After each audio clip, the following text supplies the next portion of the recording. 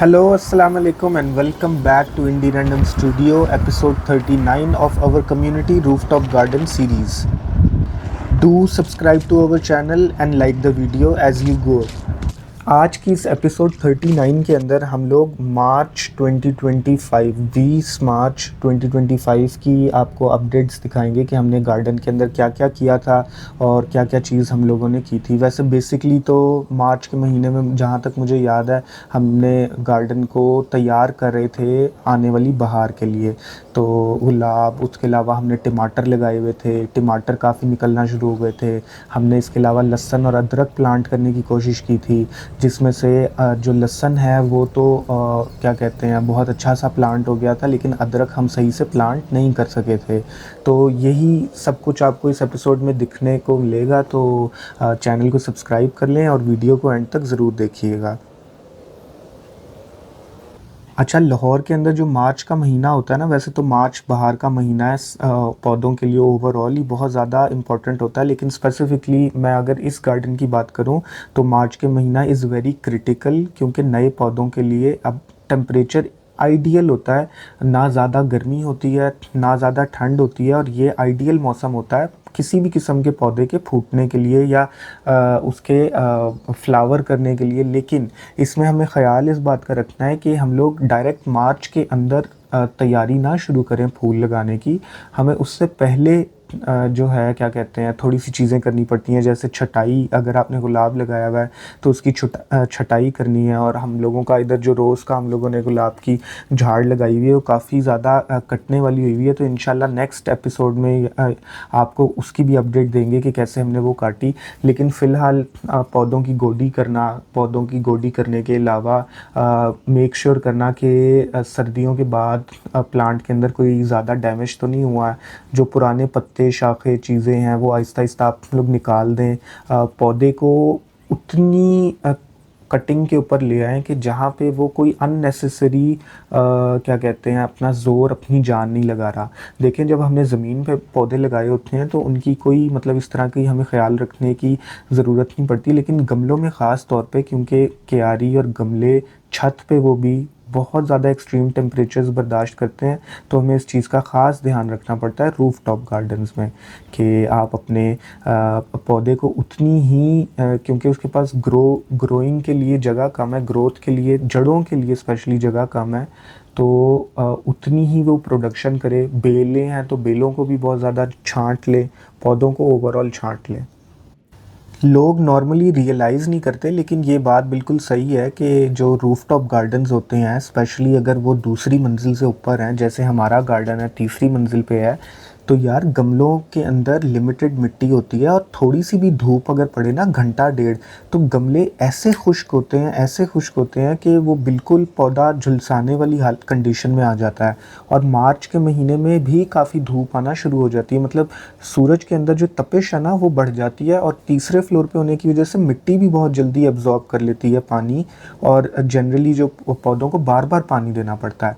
अब इसके दो तीन हल हैं, या तो बार बार पानी दिया जाए, अगर बार बार पानी नहीं दिया जा सकता तो फिर आप लोगों को इवेंचुअली कोई ग्रीन हाउस क्या कहते हैं बनाना पड़ेगा, कोई आपको ग्रीन कपड़ा लगाना पड़ेगा, तरपाल लगानी पड़ेगी, या कोई और इंतज़ाम करना पड़ेगा कि डायरेक्ट सनलाइट पौधों के ऊपर ना पड़े, छनती हुई धूप आए। जैसे कि ग्रीन कलर की जो तरपाल होती है वो इजीली आपको कहीं से भी मिल सकती है।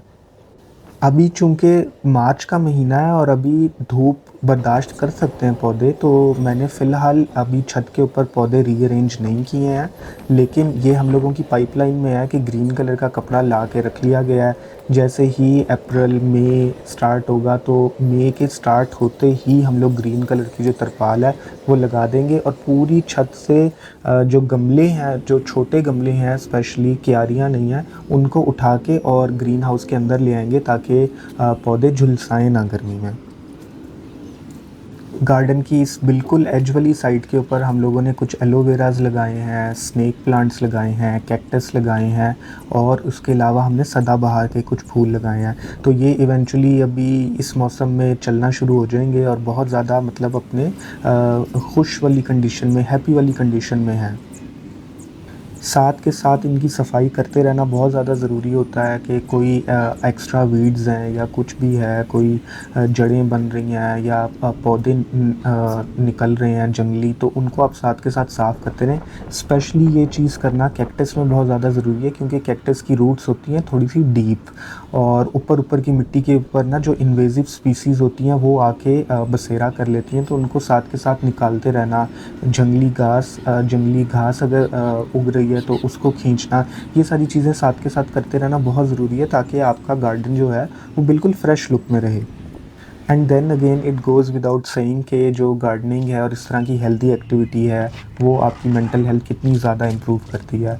तो ओवरऑल आप अपनी मतलब आप प्लांट्स में भी एक्टिविटी, एक हेल्दी एक्टिविटी कर रहे हैं, आपकी इंटरनली वो मेंटल हेल्थ के लिए, फ़िज़िकल हेल्थ के लिए बहुत ज़्यादा हेल्पफुल और बहुत ज़्यादा रिसोर्सफुल है। तो इस चीज़ को इस्तेमाल करें, अपनी ज़िंदगी का हिस्सा बनाएं। अच्छा, हम मेंटल हेल्थ को तो अक्सर डिस्कस कर लेते हैं, उसके बारे में ज़िक्र कर लेते हैं, लेकिन हम लोग इमोशनल हेल्थ के बारे में ज़्यादा बात नहीं करते। तो मुझे ऐसे लगता है कि इमोशनल हेल्थ जो बहुत बड़ा पार्ट है मेंटल हेल्थ का और आपकी फ़िज़िकल हेल्थ का, और ये तीनों मिल के आपकी जो ओवरऑल हेल्थ है उसको डेवलप करती हैं। तो मेंटल हेल्थ, फ़िज़िकल हेल्थ और इमोशनल हेल्थ तीनों का ख़्याल रखें, और गार्डनिंग एक ऐसी चीज़ है जो आपको तीनों चीज़ों में बहुत ज़्यादा हेल्प करती है। ये आपको वो सॉलिट्यूड, वो टाइम प्रोवाइड करती है जिसमें आप अपनी चीज़ें इंटरनलाइज़ कर सकते हैं, बहुत सारे इंटरनल आर्ग्यूमेंट्स को कंक्लूजन पे लेके आ सकते हैं, और simultaneously mental, physical and emotional health जो है वो रेगुलेट हो रही होती है, और ये चीज़ आपको फ़ायदा ही फ़ायदा देती है। बस इसी मैसेज के साथ हम वीडियो के ऑलमोस्ट एंड वाले हिस्से में पहुंच गए हैं। तो वीडियो को देखने का बहुत शुक्रिया, और इसके साथ हमें एक मशवरा दें कि मेरे जहन में ये आइडिया बहुत अरसे से है कि हम जो अपनी शॉर्ट एपिसोड्स अपलोड करते हैं 4K रेजोल्यूशन में, वो आप लोग देखते हैं, लेकिन इन वीडियोस के पीछे जो हम लोगों की रिकॉर्डिंग्स होती हैं, जो लंबे लंबे टाइम लैप्स होते हैं और चीज़ें हैं, क्या वो आप लोग इस चैनल के ऊपर इंडी रैंडम स्टूडियो के ऊपर देखना पसंद करेंगे? और इस बारे में आपकी क्या सजेशंस हैं, प्लीज़ कमेंट्स में हमें ज़रूर बताएं, ताकि हम भी अपना कंटेंट इम्प्रूव करें और आपके लिए एक बेहतर चीज़ डेवलप करके लेके आएँ। तो कमेंट्स में लाजमी बताएं कि लंबी गार्डन ASMR वीडियोस जिसके अंदर हमें परिंदों की आवाज़ आ रही है, कौवों की आवाज़ आ रही है, ट्रैफिक की आवाज़ आ रही है, और सनराइज़ या सनसेट देखने को मिल रहा है, तो क्या इस तरह का कंटेंट आप फ्यूचर में पसंद करेंगे? अगर करेंगे तो फ़ौरन से चैनल को सब्सक्राइब कर लें, और इस चैनल को लाइक माइंडेड लोगों के साथ शेयर करें, ताकि हमारा मैसेज आगे से आगे बढ़े। अपना बहुत ज़्यादा ख़्याल रखिएगा, अपने इर्द-गिर्द के लोगों का ख़्याल रखिएगा, लेकिन सबसे पहले अपना खुद का ख़्याल रखिएगा। इसी मैसेज के साथ हमें इजाज़त दीजिए। इंडी रैंडम स्टूडियो की तरफ से अल्लाह हाफ़िज़।